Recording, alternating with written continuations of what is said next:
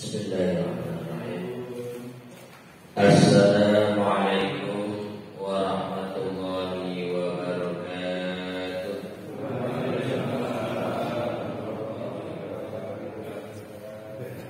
Bismillah. Innal hamdalillah nahmaduhu wa nasta'inuhu wa nastaghfiruh wa na'udzu billahi min shururi anfusina wa min sayyiati a'malina. May yahdihillahu fala mudilla lahu wa may yudlil fala hadiya lahu. Asyhadu an la ilaha illallah wahdahu la syarika lahu wa asyhadu anna Muhammadan 'abduhu wa rasuluh la nabiyya ba'dahu. Amma ba'd. Mari kita bersyukur kepada Allah Ta'ala. Pada hari ini kita diberi kesehatan, diberi kesempatan, diberi kekuatan sehingga bisa melangkahkan kaki kita ke masjid ini. Mudah-mudahan kita semua selalu dalam keadaan sehat walafiat. Amin ya rabbal alamin. Kita akan melanjutkan kajian tafsir, yaitu terakhir kita baca surat apa? Al-Qadar. Selesai ya? Al-Qadar belum selesai. Berarti baru sampai ayat berapa? Ayat ketiga.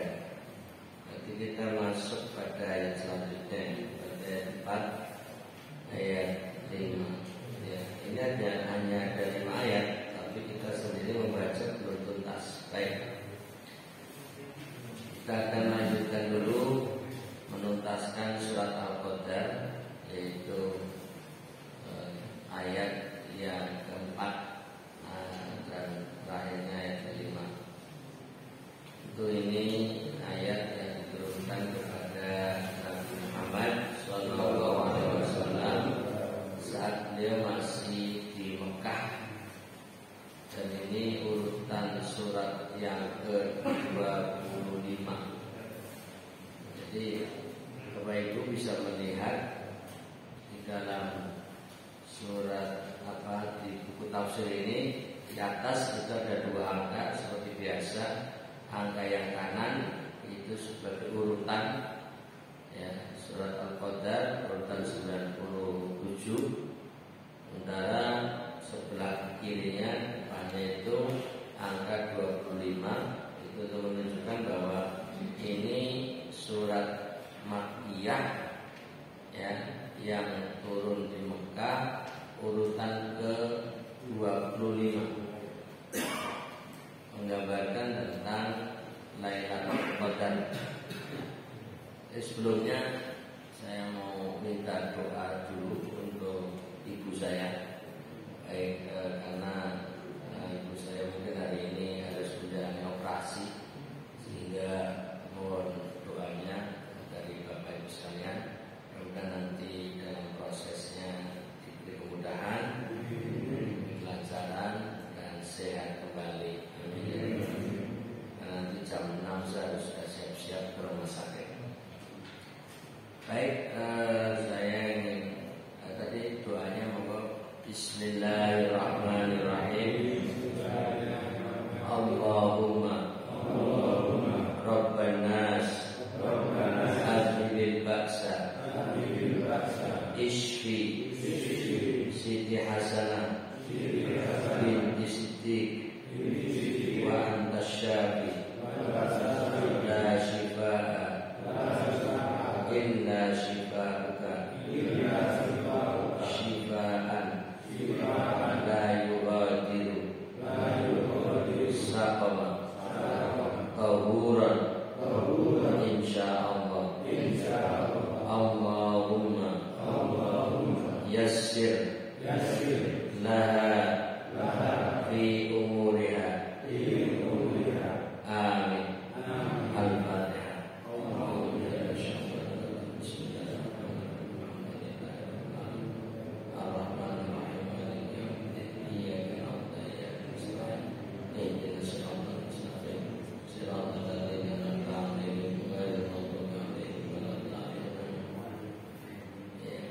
sekilas info ya.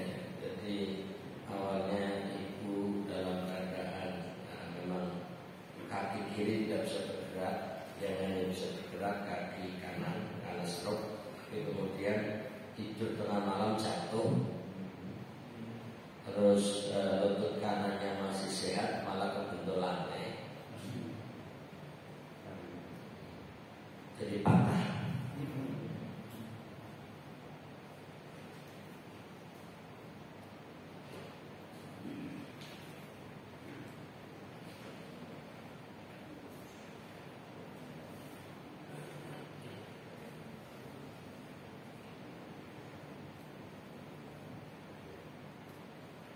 Baik, kita baca dulu ngulang dari awal surat Al-Qadr ini biar lebih lengkap untuk membacanya. A'udzu billahi minasy syaithanir rajim.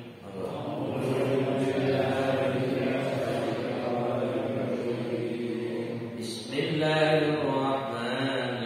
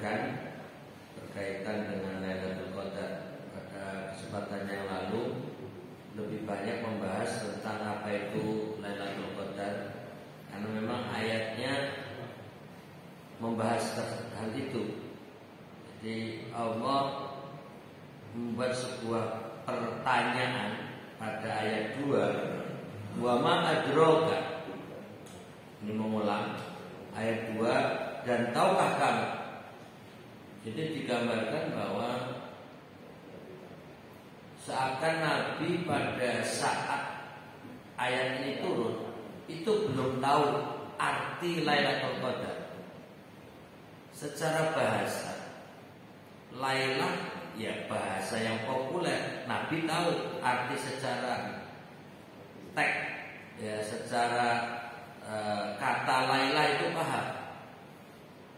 Tapi ketika digabungkan dengan Al-Qadar, ini mungkin menjadi sebuah istilah yang baru.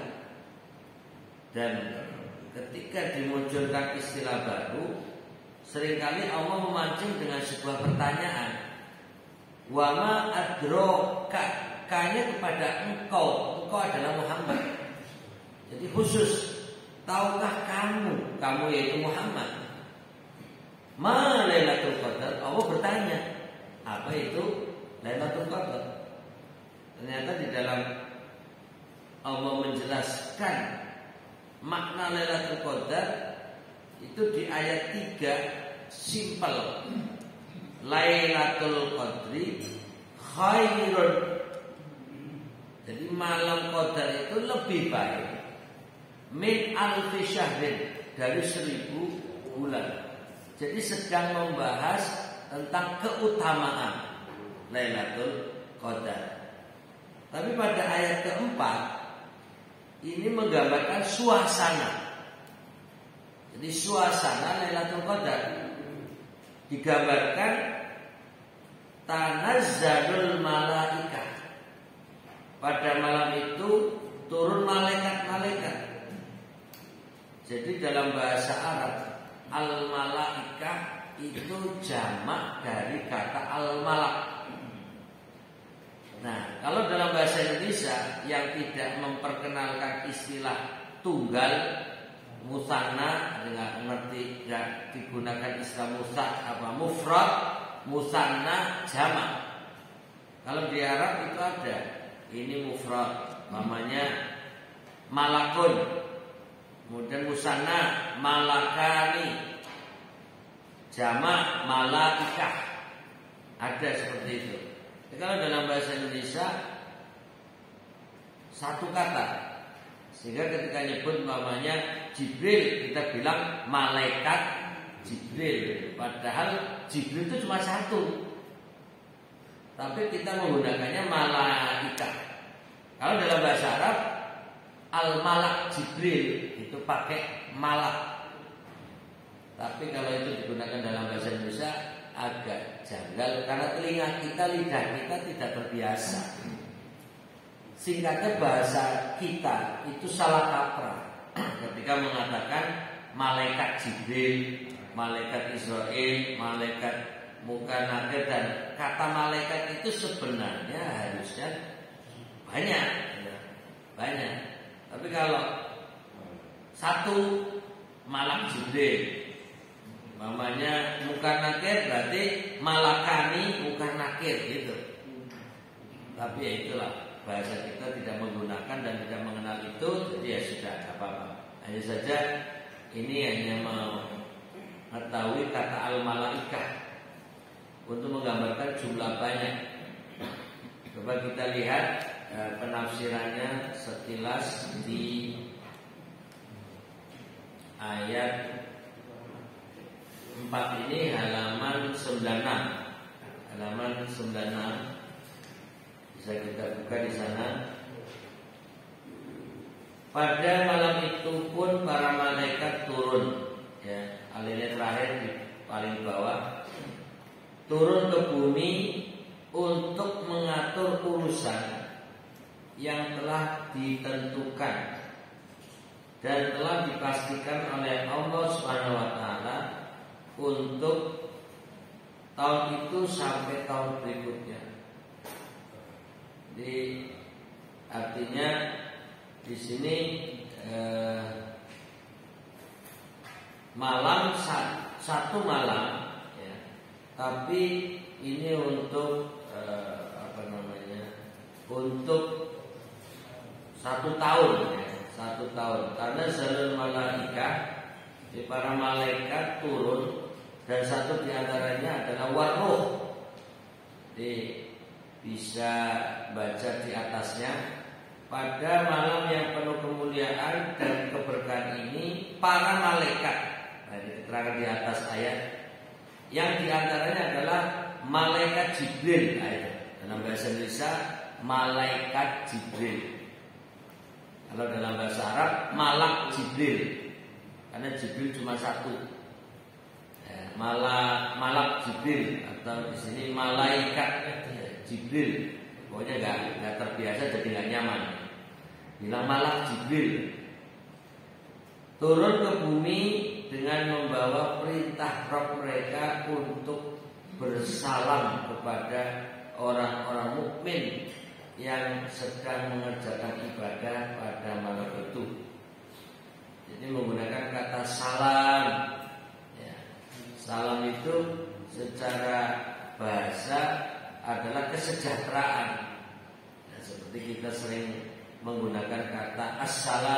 alaikum, ya kan? Itu kesejahteraan melimpah kepada kalian.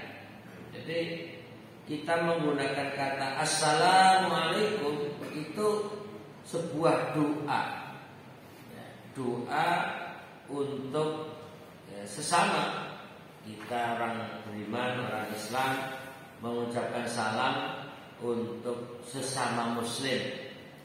Makanya dibatasi dalam mengucapkan salam, usahakan hanya untuk sesama muslim walaupun tidak saling kenal.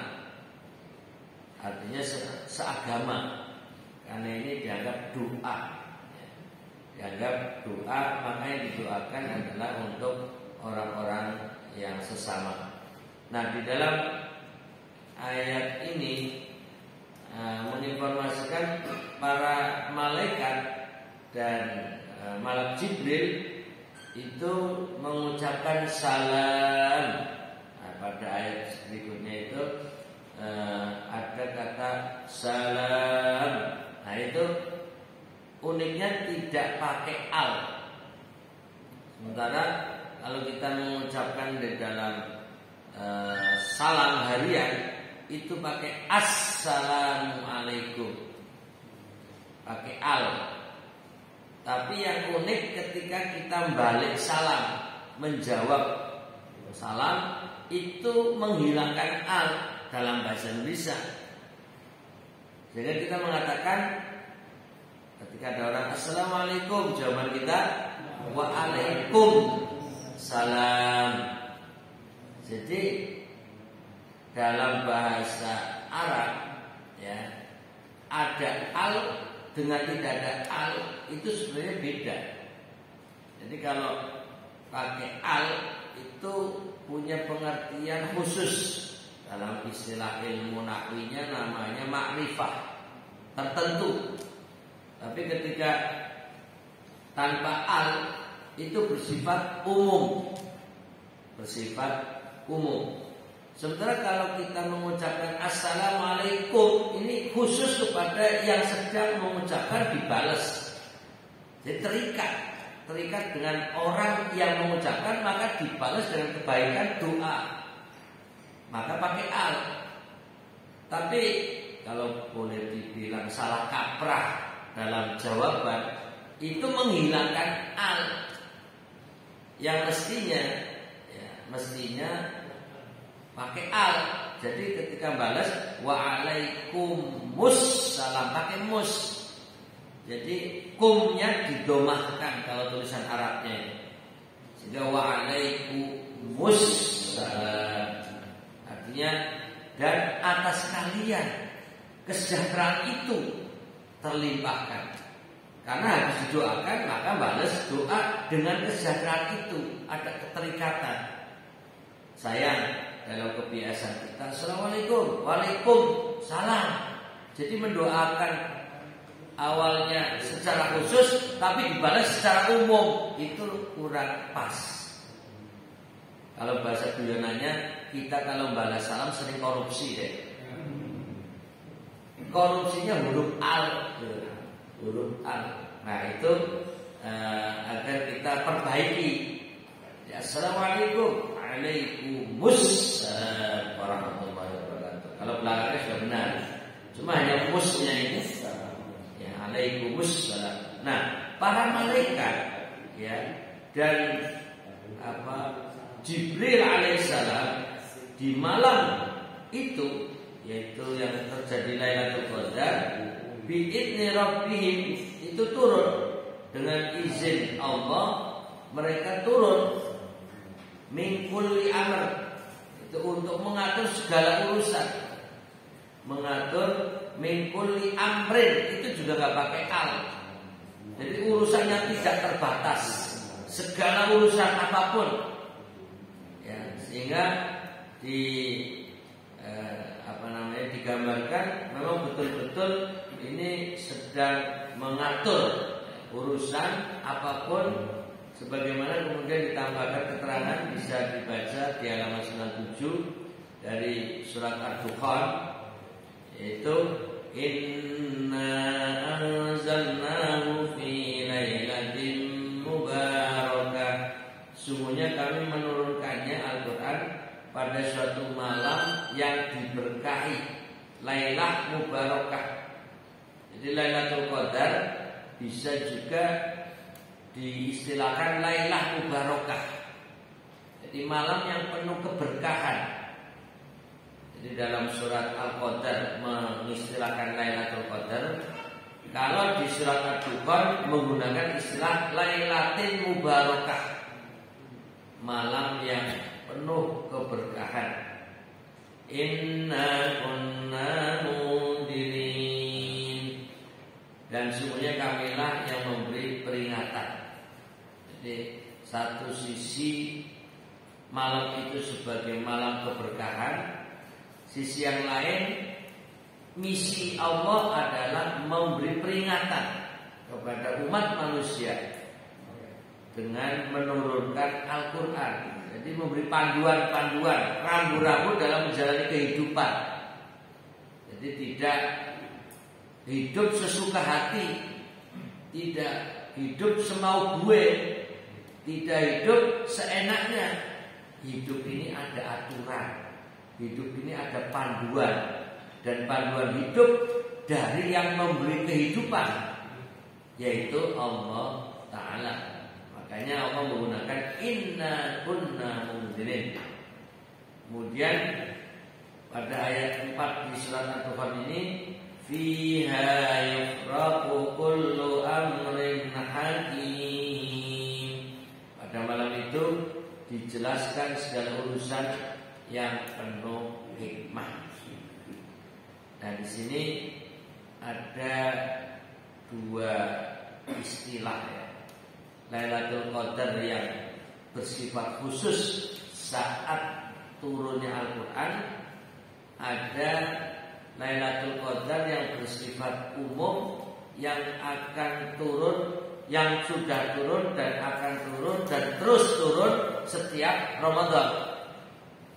Jadi ada peristiwa khusus dan itu terjadi saat Nabi hidup, karena kaitannya dengan Al-Quran turun. Tapi ketika Lailatul Qadar yang bersifat umum, Nabi sudah wafat pun itu masih terjadi dan dibatasi pada malam Ramadan dan bahkan di malam-malam terakhir. Nah itu kita bisa baca pada keterangan-keterangan di halaman 97 di bawahnya taharrau Lailatul Qadri.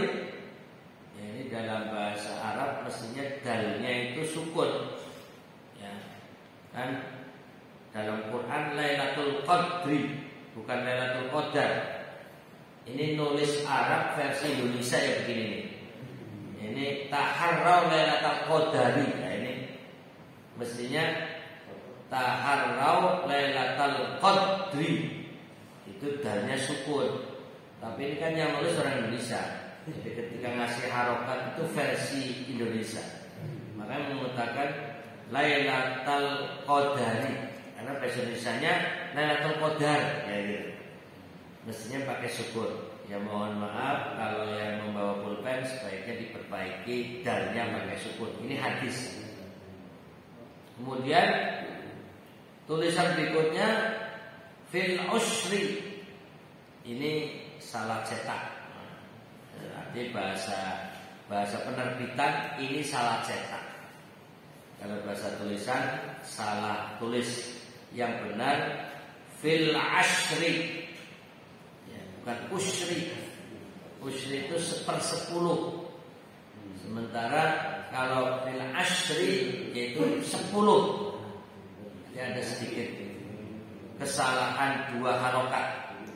Yang pertama al-qadari mestinya al-qadri, kemudian fil usri mestinya fil ashri. Hanya salah harokat doma yang mestinya fathah itu saja. Ya maklum namanya orang nulis saking banyaknya yang ditulis, salah sedikit ya nggak apa-apa. Jangan wah ini berarti bukunya jangan-jangan banyak salahnya. Itu seudon malahan. Ya hanya sekali salah ya wajar. Nah, mumpung kita tahu, mumpung kita ingat, coba yang sedikit salah ini kita perbaiki gitu. Nggak usah menyalahkan dengan bayangan berarti penulisnya ini nggak ngerti, penulisnya mungkin salah paham, nggak usah terlalu berlebihan. Jadi ini hanya salah harokat gitu aja. Kemudian ini untuk menggambarkan Lailatul Qadri yang sifatnya umum. Kalau di dalam Lailatul Qadri, di dalam Al-Quran Lailatul Qadri itu bersifat khusus. Maksudnya bagaimana? Itu terjadi saat Nabi masih hidup karena hubungannya dengan Al-Quran turun. Sementara dalam hadis ini taharrau Lailatul Qadri fil ashril awakhir min Ramadan. Ini berlaku umum dari masa hidupnya Rasulullah Muhammad SAW sampai kiamat. Ini hadis berlaku sepanjang masa. Taharrau. Dan hadis ini seakan memerintahkan, Nabi perintah kepada kita juga. Kalau kita merasa ini adalah kata perintah dalam menyikapi hadis macam ini, seakan Nabi sedang memerintahkan kepada kita. Itu akan lebih terasa bahwa ini adalah anjuran, bahkan perintah dari Nabi Muhammad SAW. Nanti di dalam ilmu bahasa ini asalnya adalah fi'lul amri, kata perintah, taharau. Tapi nanti kalau pendekatan pakai ilmu balaghah, ini apakah perintah dalam arti dari Rasulullah SAW khusus kepada para sahabat, ataukah ini kata perintah yang bersifat umum? Nah, itu tentu antara ilmu bahasa dengan ilmu kemudian usul fikih harus saling dikaitkan.